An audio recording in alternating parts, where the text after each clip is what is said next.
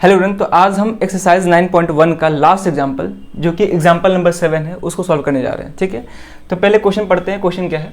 Question है from a point on a bridge across a river the angles of depression of the banks on opposite sides of the river are 30 degree and 45 degree respectively. Clear है यहाँ तक?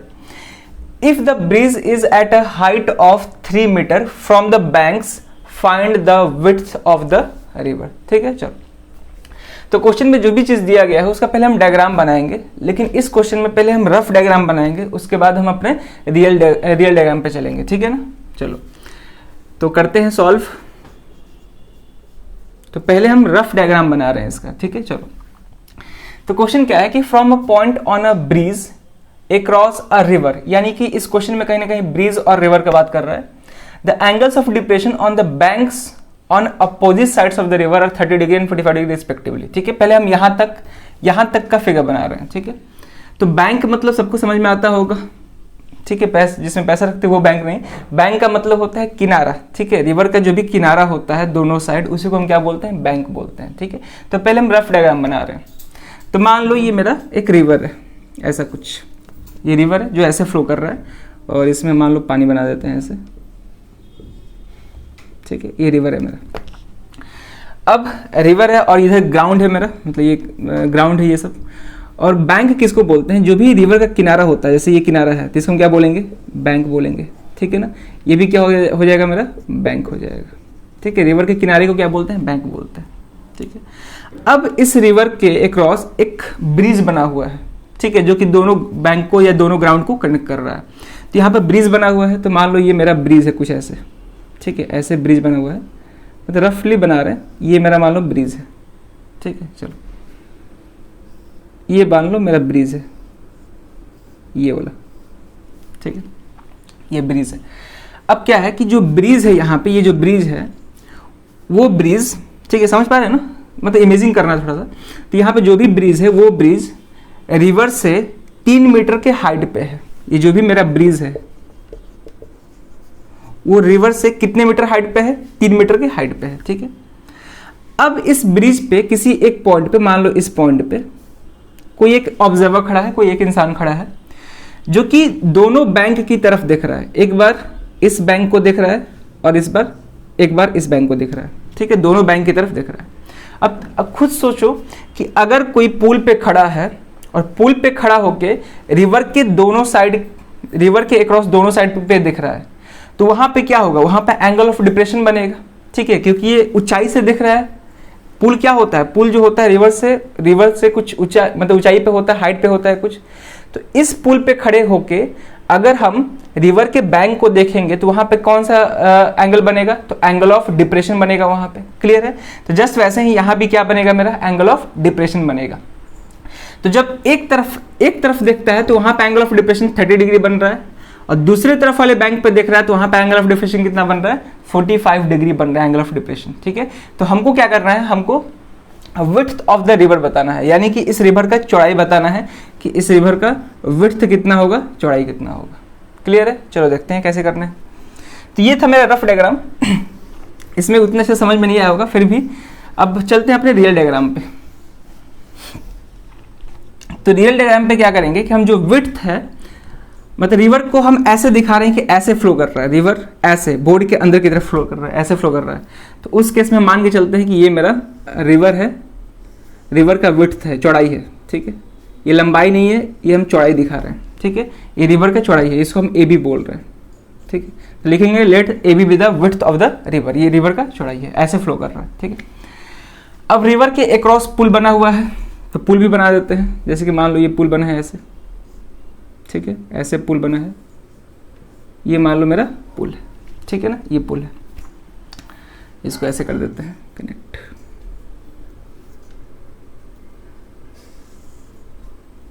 ठीक, A B river का width है और ये पुल है। अब पुल के किसी एक पॉइंट पे कोई ऑब्जर्वर खड़ा है जो कि एक बार इस वाले बैंक की तरफ देख रहा है, इस वाले किनारे की तरफ देख रहा है, और एक बार इस वाले किनारे की तरफ दिख रहा है। ठीक है, यानी कि ए और बी क्या रिप्रेजेंट कर रहा है? ए और बी रिप्रेजेंट कर रहा है बैंक ऑफ द रिवर। ठीक है, क्या रिप्रेजेंट कर रहा है? Bank of the river represent कर रहा है। क्लियर है यहां तक? चलो अब जाहिर सी बात है कि यहाँ पे अगर कोई ऑब्जर्वर खड़ा है तो उस ऑब्जर्वर के लिए ये हॉरिजॉन्टल लाइन होगा, ठीक है, और ये भी क्या होगा मेरा हॉरिजॉन्टल लाइन होगा, और ये एंगल ऑफ डिप्रेशन होगा, एक ये एंगल ऑफ डिप्रेशन होगा और एक ये एंगल ऑफ डिप्रेशन होगा। क्लियर है यहाँ तक? चलो, तो एक एंगल ऑफ डिप्रेशन दिया है 30 डिग्री और दूसरा एंगल ऑफ डिप्रेशन क्या है मेरा 45 डिग्री। तो हमको क्या बताना है, हमको विड्थ ऑफ द रिवर बताना है, यानी कि ए बी का लेंथ फाइंड करना है कि कितना होगा। सही है यहाँ पे? तो ये है क्वेश्चन। चलो, तो इस फिगर में हम पूल सब रिप्रेजेंट किए हैं, लेकिन जो हम अपना क्वेश्चन सॉल्व करने के लिए जो फिगर बनाएंगे उस फिगर में केवल ऑब्जर्वर को और विड्थ ऑफ द रिवर को ही केवल रिप्रेजेंट करेंगे। क्लियर है? क्वेश्चन बनाते वक्त जो भी हम फिगर बनाएंगे उस फिगर में केवल हमें एक ऑब्जर्वर को और विड्थ ऑफ द रिवर को केवल रिप्रेजेंट करेंगे, इसके अलावा कुछ नहीं करेंगे, ये पूल कुछ नहीं दिखाएंगे। ठीक है, चलो, तो ऐसे हम कुछ बनाएंगे। फाइनल मेरा जो डायग्राम होगा, फाइनल डायग्राम कुछ ऐसा होगा। पूल पे मान लो ये पूल है, यहाँ पे ऑब्जर्वर खड़ा है और ये मेरा विड्थ ऑफ द रिवर है। एक बार इस बैंक पे देख रहा है, स्ट्रेट नहीं बना है, इस किनारे पे देख रहा है एक बार, और एक बार इस किनारे पे देख रहा है। क्लियर है यहाँ पे? चलो, और ये मेरा ऑब्जर्वर है और ये हॉरिजॉन्टल लाइन है। ठीक है, ये मेरा हॉरिजॉन्टल लाइन है जो कि खुद पुल ही है। क्लियर है? अब एक और चीज यहाँ पे भी दिया गया है कि if the bridge is a height of 3 metre, यानी कि जो ब्रिज का हाइट है रिवर से वो कितना है 3 मीटर, यानी कि ये लेंथ दिया गया है, ये लेंथ मेरा कितना है 3 मीटर। क्लियर है? जो हाइट होता है वो परपेंडिकुलर डिस्टेंस होता है, यानी कि जो भी हाइट होगा वो परपेंडिकुलर होगा किससे, रिवर से। क्लियर है यहाँ तक? चलो, अब एंगल ऑफ डिप्रेशन दिया है 30 और 45 डिग्री। अब क्वेश्चन ये है कि किसको 30 लेंगे, किसको 45 डिग्री लेंगे। ज़्यादा सोचना नहीं है, किसी को भी 30 डिग्री ले सकते हैं, किसी को भी 45 ले सकते हैं। तो मान लो हम ये लेते हैं 30 डिग्री, चाहिए 45 डिग्री लेते हैं और ये 30 डिग्री लेते हैं। ठीक है, जो भी लगे कि छोटा है बड़ा है एंगल उसके हिसाब से। ठीक है, तो हमको ये ज़्यादा बड़ा लगा तो इसको 45 ले लिए, इसको 30 ले लिए। इसमें ऐसा कुछ नहीं है, आप इस चाहे तो इसको भी 45 ले सकते हैं, इसको भी 30 ले सकते हैं। क्लियर है यहाँ तक? चलो, हमको फाइंड करना है ए बी, यानी कि विड्थ ऑफ द रिवर फाइंड करना है। कैसे करेंगे ध्यान से देखेंगे। लिखेंगे let A B the width of the river. ठीक है, अब हमको ए बी फाइंड करना है। कैसे फाइंड करेंगे ध्यान से देखेंगे। तो इस फिगर में हमको 2 ट्राइंगल दिख रहा है, ए बी, इसको सी बोलते हैं, इसको डी बोलते हैं। ठीक है, तो इस फिगर में 2 राइट एंगल ट्राइंगल दिख रहा है। कौन कौन सा? एक दिख रहा है ट्राइंगल ए डी सी और एक दिख रहा है triangle B D C. 2 right angle triangle दिख रहा है, एक ये और एक ये, दोनों का यूज करके हमको ए बी निकालना है। और यहाँ पे हम ये भी देख पा रहे हैं कि जो ए बी होगा वो A D plus B D के इक्वल होगा, यानी कि A D plus B D के इक्वल होगा। यानी कि अगर हमको ए डी निकल जाए और बी डी का लेंथ फाइंड हो जाए तो उस केस में हम ए बी निकाल सकते हैं, क्योंकि दोनों का सम होगा। क्लियर है यहाँ तक? चलो, अगर हम इन दोनों राइट एंगल ट्राइंगल को देखें, ध्यान से समझेंगे। अगर हम इन दोनों राइट एंगल ट्राइंगल को देखें तो ट्राइंगल के अंदर हमको कोई भी एक्यूट एंगल नहीं दिख रहा है, क्योंकि ट्रिग्नोमेट्री का कंसेप्ट यूज करने के लिए हमको एक्यूट एंगल चाहिए, लेकिन ट्राइंगल के अंदर कहीं भी एक्यूट एंगल हमको नहीं दिख रहा है। राइट एंगल तो दिख रहा है, तो उससे हमको मतलब नहीं है, एक्यूट एंगल नहीं दिख रहा है। तो अब ध्यान से देखेंगे, अगर हम इसको हम ए बी सी डी, इसको हम ई बोल देते हैं और इसको ए बोल देते हैं। क्लियर है? अब ध्यान से देखेंगे, अगर हम EC और AD का बात करें, EC और AD का बात करें तो ये दोनों पैरेलल होगा, क्योंकि हॉरिजॉन्टल लाइन जो होता है ग्राउंड के पैरेलल होता है। क्लियर है? तो EC और AD क्या है मेरा पैरेलल लाइंस है, और यहाँ पे AC ट्रांसवर्सल की तरह बिहेव कर रहा है। तो AC ट्रांसवर्सल, तो अगर ये एंगल जो है, ये वाला एंगल इस एंगल के इक्वल हो जाएगा, क्योंकि दोनों क्या है अल्टरनेट इंटीरियर एंगल्स हैं, और अल्टरनेट इंटीरियर एंगल्स क्या होते हैं, इक्वल होते हैं। तो ये 30 है तो ये भी क्या हो जाएगा 30 डिग्री हो जाएगा। जस्ट वैसे ही अगर हम CF और BD देखें, ये दोनों भी आपस में पैरेलल हैं और BC ट्रांसवर्सल की तरह बिहेव कर रहा है, तो ये एंगल किसके इक्वल हो जाएगा, इस एंगल के, यानी कि ये कितना हो जाएगा 45 डिग्री। क्लियर है?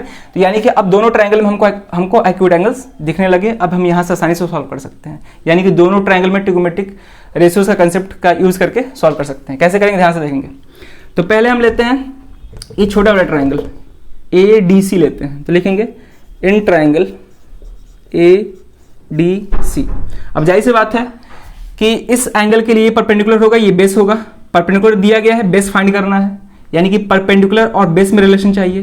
तो कौन सा टी रेशियोज होता है जो परपेंडिकुलर और बेस पे एक साथ बात करता है? तो एक tan होता है, एक cot होता है। तो tan लेंगे, रेसिप्रोकल लेने की जरूरत नहीं है क्योंकि cot जो होता है tan का रेसिप्रोकल होता है। तो tan से ही काम बन रहा है तो रेसिप्रोकल लेने का कोई मतलब नहीं बनता है, ठीक है, आसान हो जाएगा। और अब देखेंगे ध्यान से तो in triangle ADC tan 30 degree, tan क्या होता है? Perpendicular upon base. तो इस एंगल के लिए परपेंडिकुलर CD होगा और बेस क्या होगा? AD होगा, ठीक है। ये सब छोटे छोटे चीज मालूम होना चाहिए क्योंकि ट्रिग्नोमेट्री में सारा चीज हम डिटेल में डिस्कस किए हैं, कौन परपेंडिकुलर कौन बेस में, तो बहुत सारे क्वेश्चंस भी सॉल्व किए हैं। तो वो कंसेप्ट क्लियर होगा तभी जाकर हम इस तरह के क्वेश्चंस को हाइट एंड डिस्टेंस में सॉल्व कर सकते हैं। क्लियर यहां तक? चलो, तो tan 30 क्या होगा? CD upon AD। tan 30 का वैल्यू क्या होता है? 1/√3। वैल्यूज याद होने चाहिए, हम बार बार बोले थे। तो tan 30 का वैल्यू क्या होता है? 1/√3। CD का लेंथ कितना है? 3। और AD हमको नहीं मालूम है तो AD को ऐसे ही छोड़ देते हैं, ठीक है, या फिर कोई वेरिएबल भी लेट कर सकते हैं, लेकिन ऐसे ही छोड़ दो, कोई दिक्कत नहीं है। तो इसको हम AD छोड़ देते हैं ऐसे, ठीक है। अब क्रॉस मल्टीप्लाई करेंगे तो यहाँ से AD क्या आ जाएगा? AD × 1, ये तो AD रह जाएगा, और 3 × √3, 3√3 हो जाएगा। क्लियर है? इतना मीटर। AD का लेंथ मालूम चल गया, AD लेंथ मालूम चल गया। अगर हमको BD का भी लेंथ मालूम चल जाए तो पूरा AB का भी मालूम चल जाएगा। चलो अब BD निकालते हैं। तो BD का लेंथ फाइंड करने के लिए कौन सा ट्राइंगल लेना पड़ेगा? BDC लेना होगा। क्लियर है? चलो तो अब लेते हैं इन ट्राइंगल BD और C, ठीक है, BDC लेते हैं। अब BDC ट्राइंगल में उसमें भी tan का यूज करना होगा क्योंकि इस एंगल के रिस्पेक्ट में ये परपेंडिकुलर और ये बेस, तो इसको फाइंड करना है, ये दिया गया है। तो परपेंडिकुलर और बेस का ही यूज हो रहा है, यानी कि tan लेना होगा। तो tan 45 degree equal to perpendicular CD और बेस क्या है मेरा? BD। तो tan 45 क्या होता है मेरा? 1 होता है। CD कितना है? 3 और BD तो निकालना है, क्रॉस मल्टीप्लाई करेंगे तो BD कितना आ जाएगा? 3 मीटर आ जाएगा। क्लियर है? यानी कि हमको AD भी मालूम चल गया 3√3 और BD भी मालूम चल गया 3 मीटर। क्लियर है? तो देयरफॉर AB आसानी से निकल जाएगा। तो AB बराबर क्या है? AD plus BD, AD plus BD, ठीक है। इसको यहां पर लिखते हैं, यहां पर लिखेंगे since AB is equal to AD plus BD, ठीक है। तो this implies AB is equal to, AD का लेंथ कितना है? 3√3 प्लस BD का लेंथ कितना निकल के आया है? 3 आया है। क्लियर है? तो AB इतना मीटर हो जाएगा। अगर चाहे तो इसमें से 3 कॉमन भी कर सकते हैं, दोनों में 3 है तो 3 कॉमन कर सकते हैं। तो AB is equal to 3 common करेंगे तो √3 प्लस 1 मीटर, ठीक है। ये मेरा विड्थ ऑफ द रिवर होगा। सही है?